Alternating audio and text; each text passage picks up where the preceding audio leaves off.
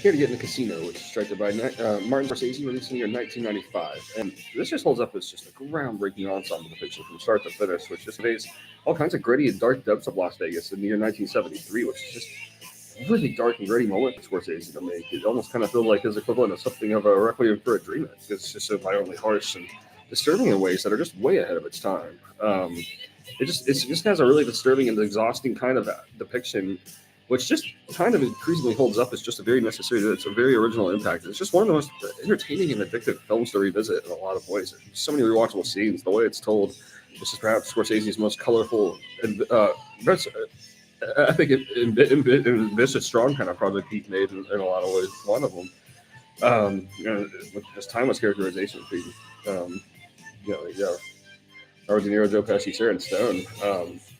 Also getting mixed in with just all kinds of incredible atmosphere. What an incredibly colorful aesthetic. Some of the most colorful aesthetic, and this screenplay is just uniquely perfect, which apparently Scorsese was on a perfectionistic way about with in the year 1994 with Nicholas Peggy. It was just really unique amount of passion went into this. Just it was very influential towards like Paul Thomas Anderson, especially. I think that's a lot of what's like.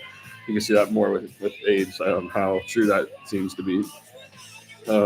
Very violent film, very violent, very perhaps the most brutal film Scorsese's made. There's a lot, but it's like this is really a brutal note. This film is on too. It's like the very original kind of crime depiction. Um, it's just a very dramatic 3-hour epic. And it's paced in a kind of original way where it's like about the first hour almost is just narration, and then it kind of evolves into its storytelling as it just gets darker and bleaker as it goes. Really, it's just a really insane and warped kind of depiction this entire project is portraying. Cinematography is just some of those memorable, some of my absolute favorites in Scorsese's cinematography. Um,